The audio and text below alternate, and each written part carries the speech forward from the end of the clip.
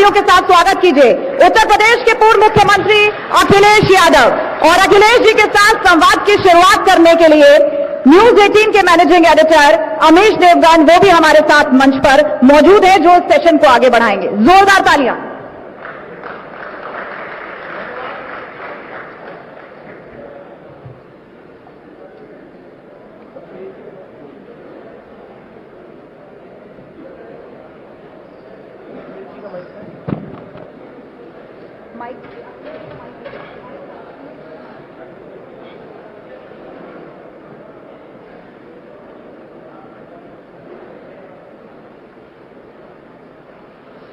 नमस्कार,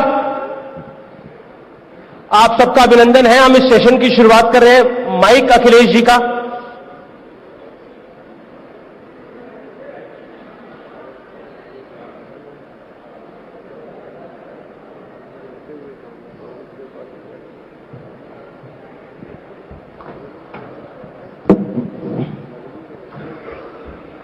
अखिलेश जी, आपका न्यूज 18 के इस मंच पर अभिनंदन है।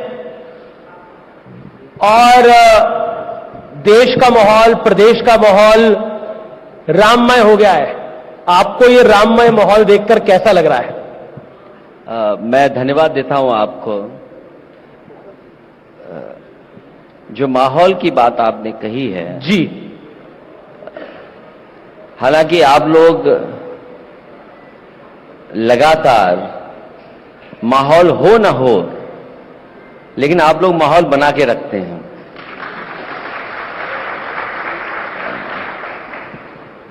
लेकिन आपको लग रहा है कि माहौल ये जबरदस्ती बनाया जा रहा है या ये राम युग की शुरुआत हो गई है?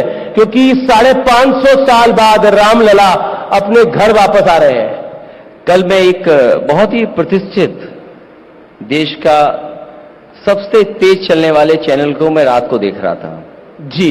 तो जब उन्होंने माइक लगाया, एक नौजवान वहां आया हुआ था, जब उसके माइक लगाया उसकी तरफ, उससे पूछा कि आप अयोध्या आए हैं, क्यों आप आए हो? तो उस नौजवान ने बहुत सीधी सादी भाषा में कहा कि मैं गोंडा से आया हूं, मैं आपको देखने आया हूं। सोचो, न्यूज एंकर को देखने आया वो।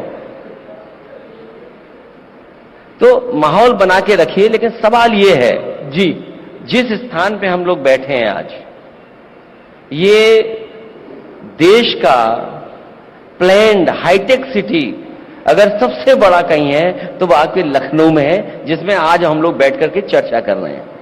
जी, लेकिन अब तो अयोध्या का प्लान भी दिख रहा है। सवाल ये उठता है कि चलिए, राम मंदिर तो सुप्रीम कोर्ट के आदेश पे बन रहा है, लेकिन अयोध्या में एयरपोर्ट तो बन सकता था, रेलवे स्टेशन का तो विकास हो सकता था, सरकारें आपकी भी थी, कई सरकारें सपा की रही। क्या आपको लगता नहीं है कि वहां पर एक चूक हुई? मैं आपसे ये बात कहना चाहूंगा कि विकास को कोई नहीं रोकता, विकास के पक्ष में है। और जहां आपने एयरपोर्ट स्टेशन की बात कही है, एयरपोर्ट जरूर बना है, हवाई पट्टी पहले से थी, और इस पुण्य काम के लिए किसी ने मना नहीं किया। वहां के किसानों ने भी नहीं मना किया, किसान भी आगे आए, लेकिन किसान की यह शर्त थी कि अगर इतने पुण्य काम के लिए उनकी जमीन ली जा रही है तो कम से कम 6 गुना सर्किट रेट का उन्हें मुआवजा दिया जाए। आपको यह सोचना चाहिए, क्या जिन किसानों की जमीन लेकर के वो एयरपोर्ट बना है, क्या इस पुण्य काम के लिए उनको इतना मुआवजा दिया गया? क्या आपने मुआवजे में भेदभाव नहीं किया? दूसरा, स्टेशन तो बनते ही हैं, बनेंगे।